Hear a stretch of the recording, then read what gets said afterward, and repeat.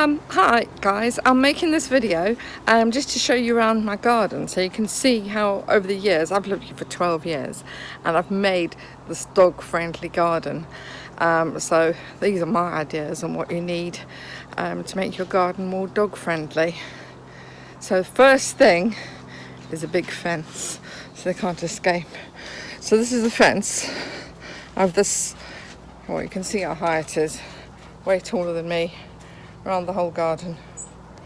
The next thing I have, last year in the first lockdown, I dug up my lawn and I filled in my pond. My pond was really dirty water and it was really hard to keep it clean. I didn't think it was good, especially when I have puppies.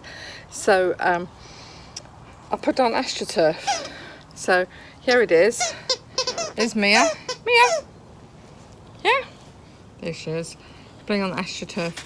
It doesn't look that false and it's really easy to sit on. The dogs love it. I love it because it looks good and also I don't get mud in the house. The house is just much cleaner in winter than it used to be.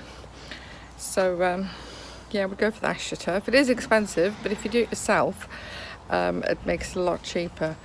Mine was about, I don't know, 860 I think, including the hire of the whacker plate for the weekend to get it level, and I put sand in to fill the holes as well. Okay, some people get really worried about poisonous plants in their gardens. I've got yew hedges in mine. Yew is poisonous only if, well, obviously only if you eat it. The berries are also poisonous. Mine has never had berries, so I'm not sure why that is.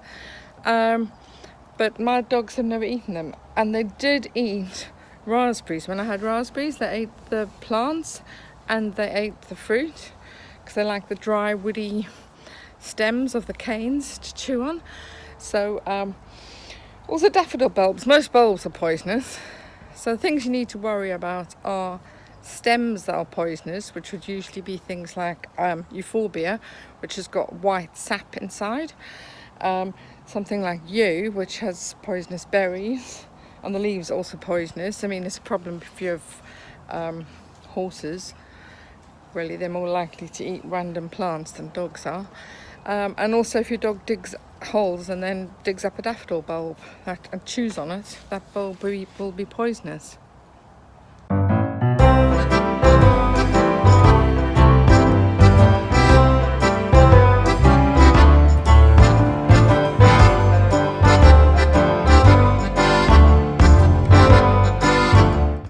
Goes in here.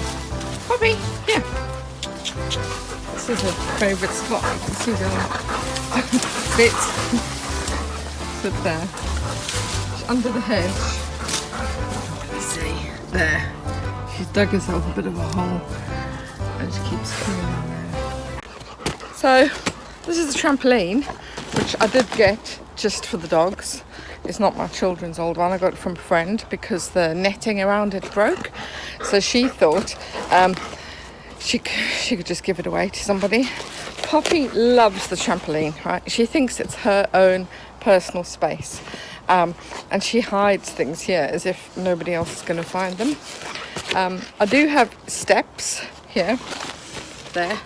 So the dogs are meant to go up and down on these steps. Or she's supposed to protect their joints, but usually they just leap up and down actually. I'll show you Poppy jumping on the trampoline.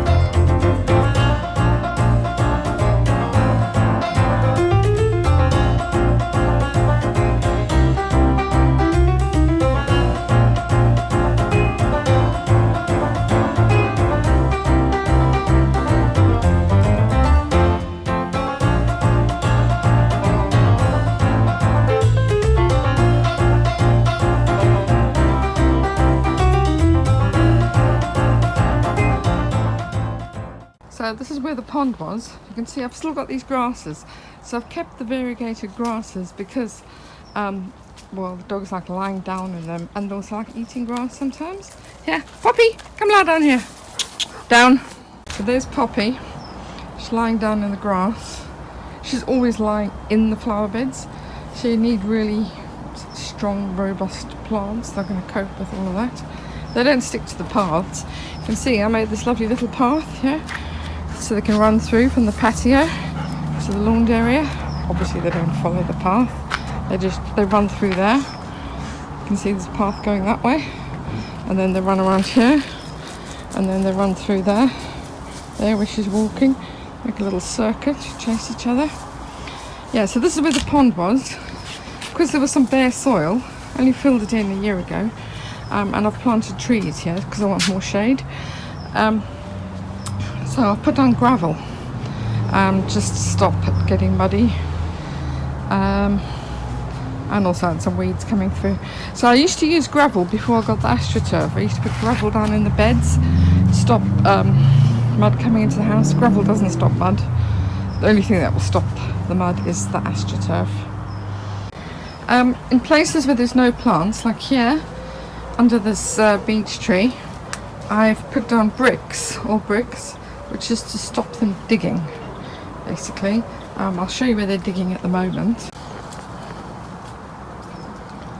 So this is the hole where the Lola's been digging at the moment. Down, oh, it's quite a hard spot, but down there, see her digging, and she's come up with a brown nose. There's another area where they were digging. I used to have moles in the garden, and that made them dig even more. And yeah, so this is a bit of an issue. But the bricks do stop them digging in certain places, and you just leave them there forever. So when I'm picking up dog poo, I use this pooposcope, which is what you use for picking up horse poo. And I do compost the dog poo.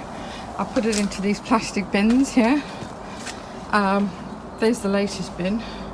I mean, it makes really, really good compost because I don't buy any fertilizer at all. I just use my own compost for everything. You can't use dog poo if you are growing your own foods. If you're growing lettuce and tomatoes, things like that, salad crops, vegetables, you can't. But anything else, like just a normal garden or my fruit trees, it's okay to compost dog poo. There's Mia hiding somewhere, showing you they're never on the grass. Where are you, Mia? So obviously they need drinking water. They have fresh water twice a day with the hose. They sometimes also drink rainwater, but I always give them drinking water as well. And the most important thing they like is the sofa. We've also got this carpet down as well. But they think it's great fun sitting on the chairs. I don't know where she's going. It's not, they do actually climb onto their coal bunker as well, which is a bit random. When we had a picnic table, or like a dining table outside, they used to climb on top of that. But yeah, generally they always sit on chairs. I think they're human. So we do have a hot tub in the garden, and the dog's always desperate to get in the hot tub. We never ever let them. They've learned right from the beginning that they don't go in the hot tub, because once they jump in, they'll be in all the time. They do have their own paddling pool. If it's really hot, I'll put out their paddling pool. Another thing, yes, when you have barbecues, put up some sort of barrier. Like I use this table in front of the barbecue, so there's no way the dogs can reach to the barbecue to sneak up and get a sausage or something. Your chemicals, you need to be careful with. Chemicals, they're always kept in a sealed box in the shed.